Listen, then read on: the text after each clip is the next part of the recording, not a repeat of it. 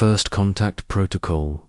The humid air of Kepler 44 to be clung to Dr. Alina Vasquez like a second skin as she pushed through the dense alien foliage. Sweat beaded on her bronze forehead, mixing with the strange pollen that drifted constantly through the emerald canopy above. She had been on this planet for 3 months now, leading the first xenoarchaeological expedition to what satellite scans had identified as artificial structures. Buried beneath the jungle floor, Alina paused to wipe her face with the back of her gloved hand, leaving a streak of dirt across her cheek. At 34, she was the youngest lead researcher the Terran Archaeological Institute had ever sent on a deep space mission. Her colleagues back on Earth had questioned the wisdom of sending someone so young to lead such an important expedition. But Alina's groundbreaking work on the Martian crystal formations had earned her this opportunity. Still no response from the deep sensors, called Marcus Chen, her technical specialist, as he emerged from behind a cluster of towering blue-leafed trees. The young engineer carried a collection of scanning equipment that looked primitive compared to the alien beauty surrounding them. Whatever's down there, it's buried deeper than our equipment can penetrate. Alina nodded, her dark eyes focused on the ground beneath their feet.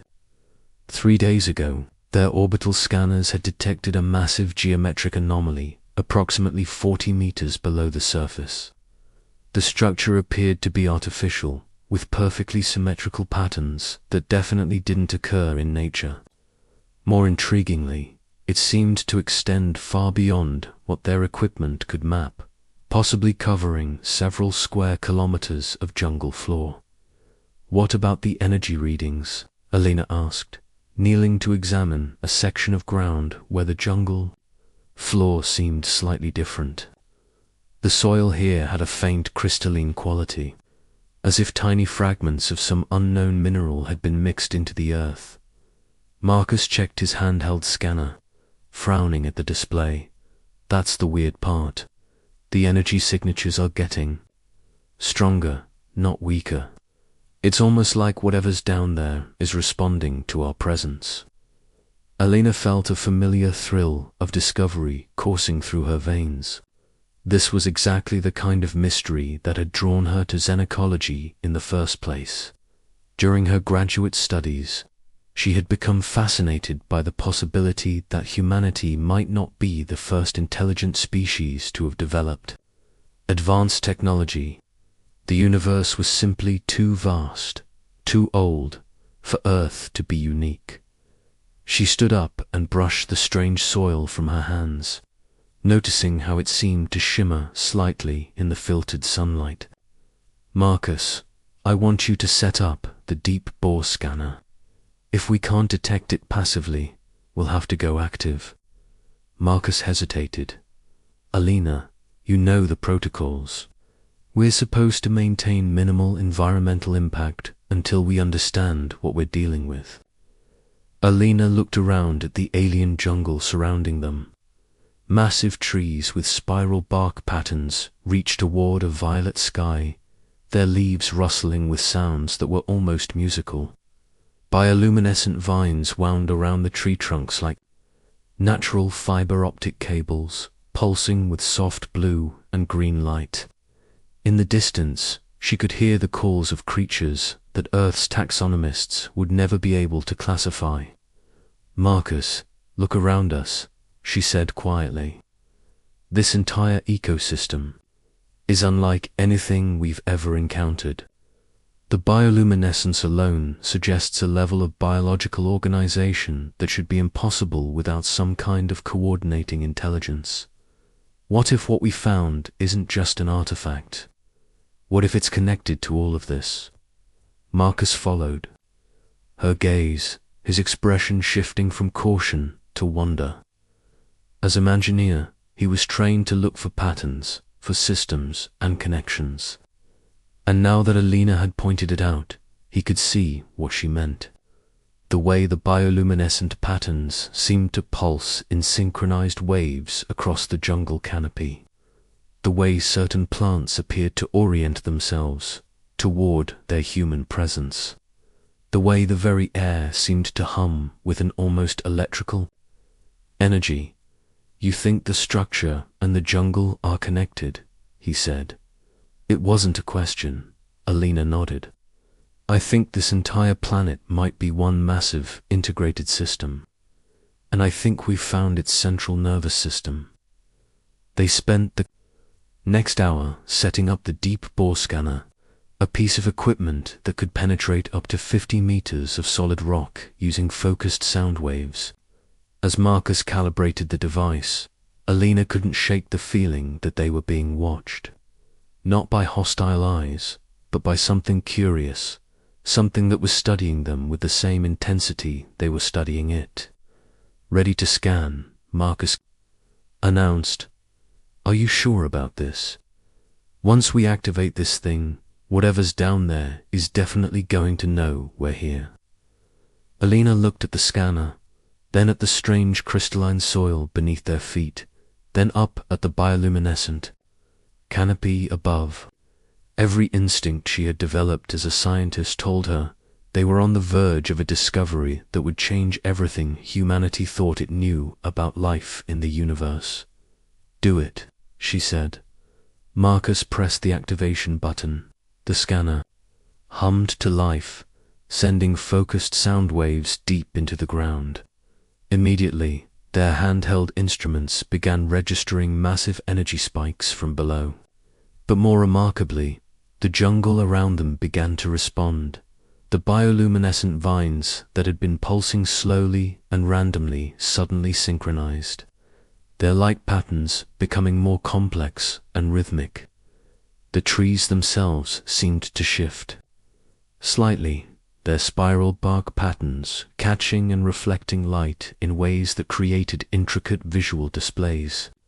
Even the air seemed different, charged with an energy that made the hair on Elena's arm stand up. "Elena, look at this," Marcus said, his voice filled with awe. He held up his scanner, showing her readings that should have been impossible. The energy signature isn't just getting stronger, it's getting more organized, more complex. It's almost like it's trying to communicate." Alina finished, as if responding to her words. The crystalline particles in the soil around their feet began to glow with a soft inner light. The glow spread outward in geometric patterns, creating a mandala of light that extended in all directions as far as they could see. The jungle's bioluminescence intensified, and Alina realized that what she had initially thought were random patterns were actually incredibly complex information networks. "It's beautiful," Marcus whispered. Alina knelt down and placed her palm flat against the glowing soil. The moment her skin made contact, the light intensified dramatically. She could feel a subtle vibration through the ground, as if massive machinery was starting up far below. But it didn't feel mechanical. It felt organic, alive, aware. "Alina, maybe you should step back," Marcus said nervously. "We don't know what kind of biological or chemical reactions might be triggered by direct contact."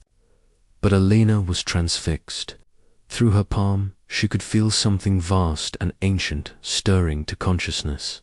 It wasn't hostile or threatening. If anything, it felt curious, eager, like a mind that had been waiting for countless years for someone to finally make contact. "It's been waiting," she said softly.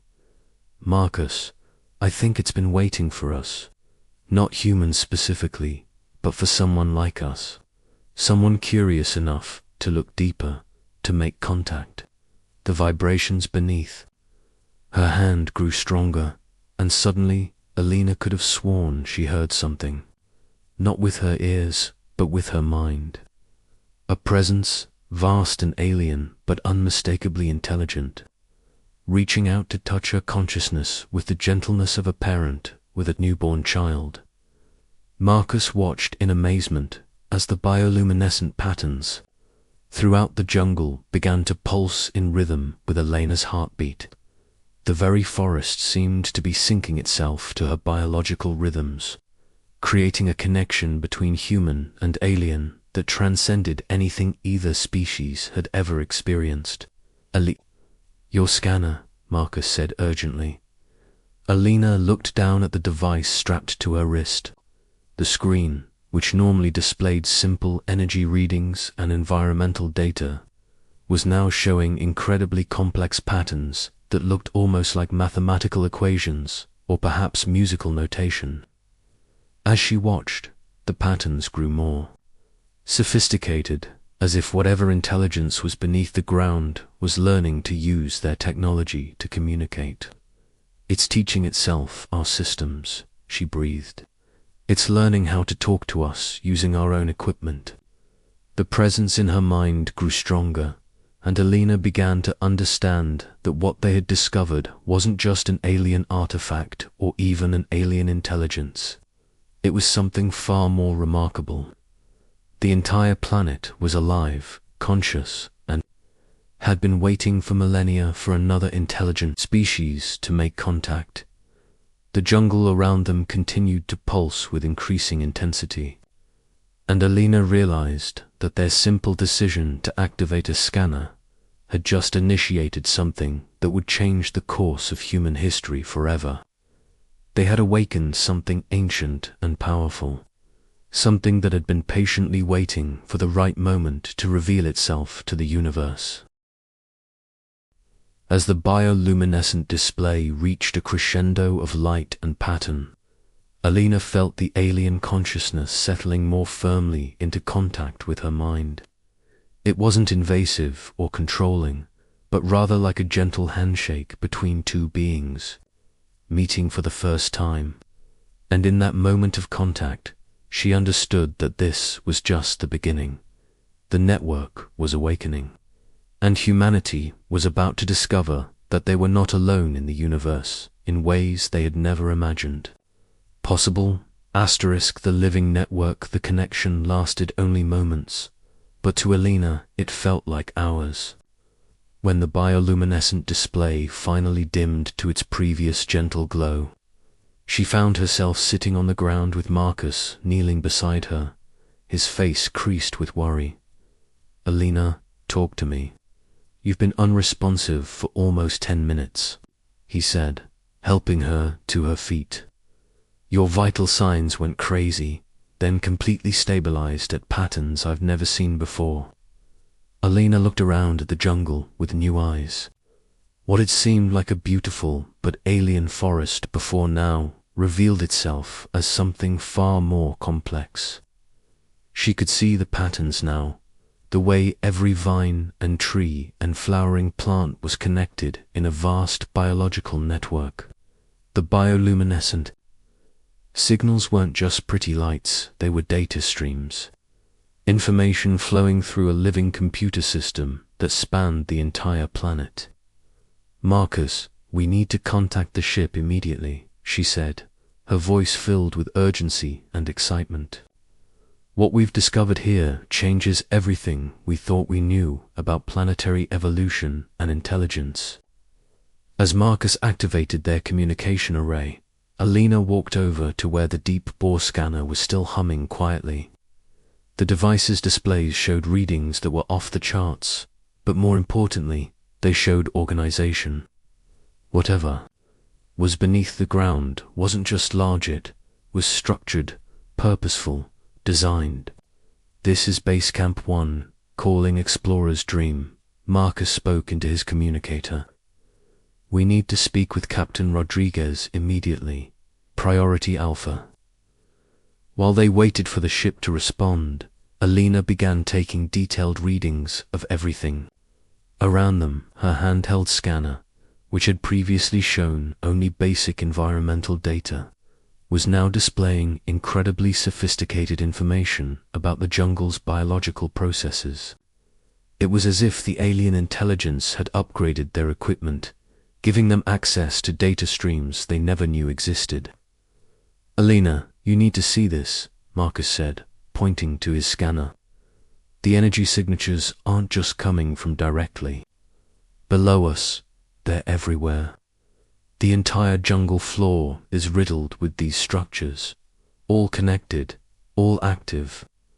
Elena joined him, studying the complex three-dimensional map his scanner was now capable of displaying. What she saw took her breath away. Beneath the jungle floor was a vast network of crystalline structures, all interconnected by what appeared to be organic conduits. The network extended in all directions as far as their equipment could detect, possibly covering the entire continent. It's not a structure, she whispered. It's a brain, a planetary brain. Captain Rodriguez's voice crackled through their communicator.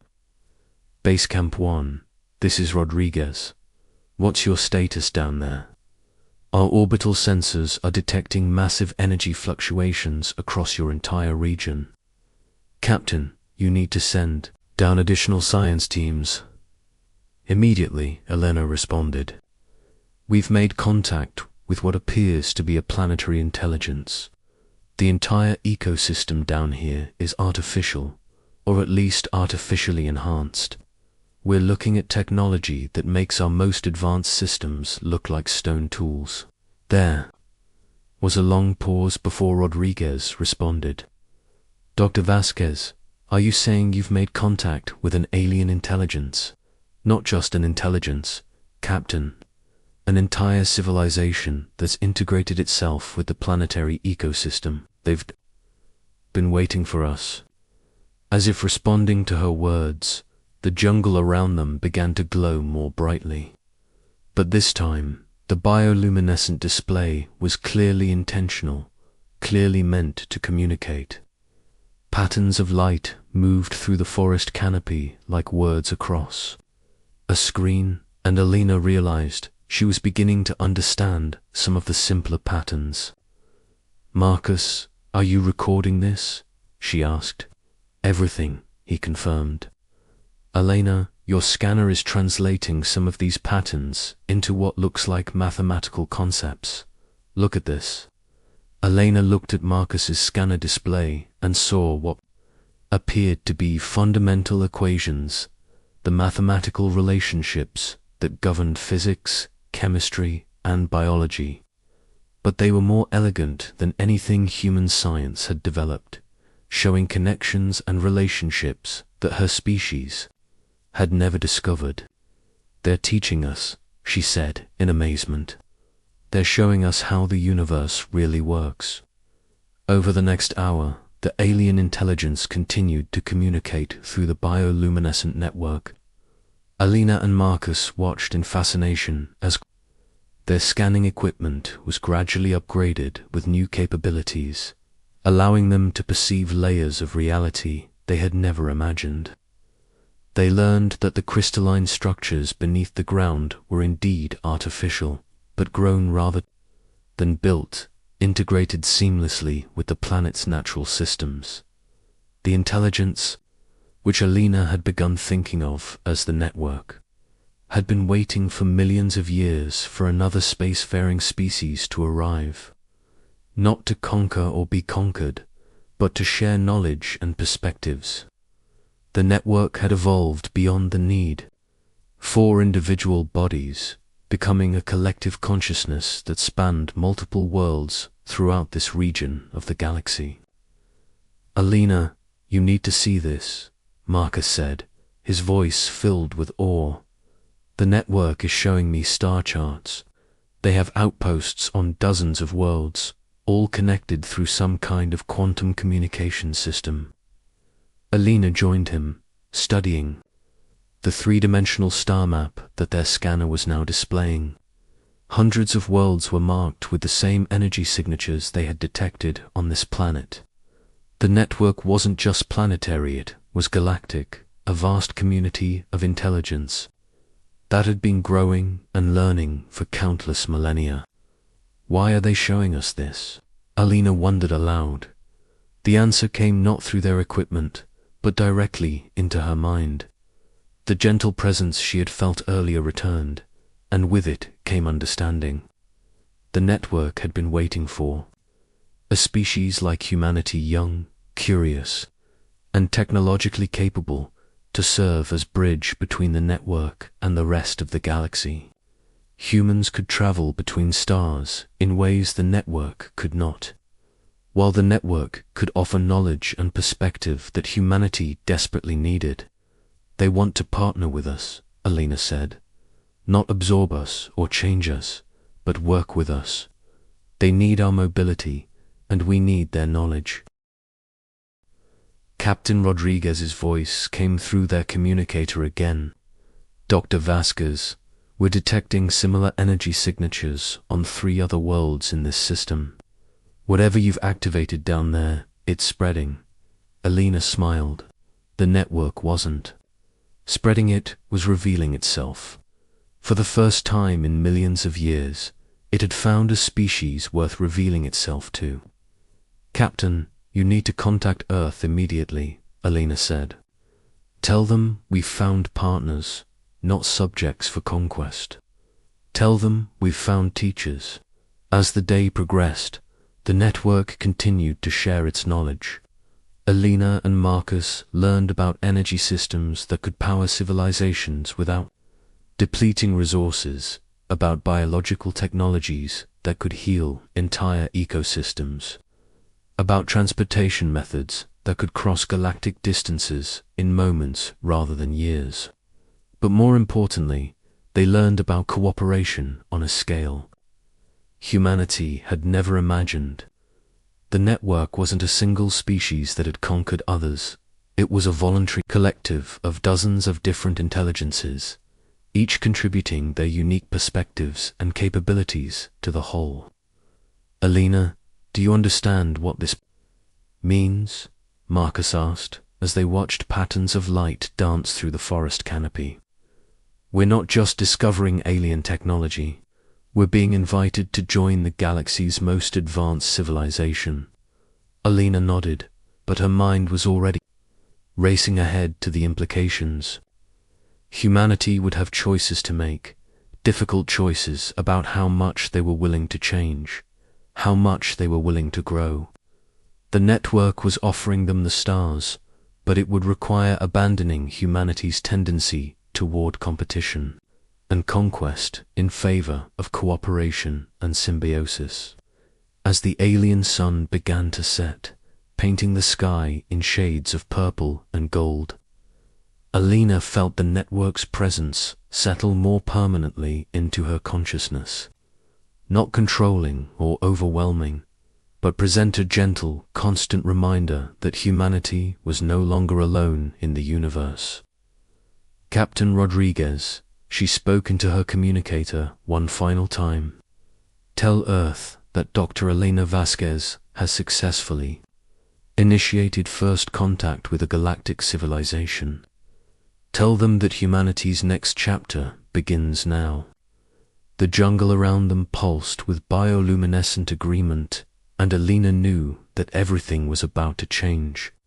Humanity had spent centuries wondering if they were alone in the universe.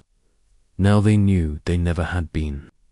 They had just been waiting for the wisdom and maturity to join the conversation. The network had been patient. Now it was time for humanity to learn patience as well, and to discover what they could become when they chose cooperation over conquest, symbiosis over domination. The awakening was complete. Humanity's real journey was just beginning.